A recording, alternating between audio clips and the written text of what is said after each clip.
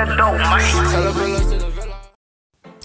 guys, welcome back to my channel. It's me, Catherine, and in today's video I will be sharing with you guys how I installed these clip-in extensions from a brand called Amazing Beauty. They were kind enough to send me a few of their clip-in extensions to try out.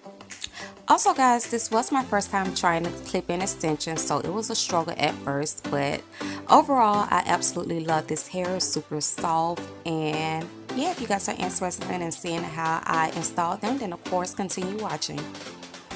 Okay, so this is the box that the hair came in. They also provided me with a comb, a hair clip, as well as some extra clips for the hair extensions if I needed them, and it also comes with this card. Okay guys, so this is the hair. I have the silky straight texture and 22 inches.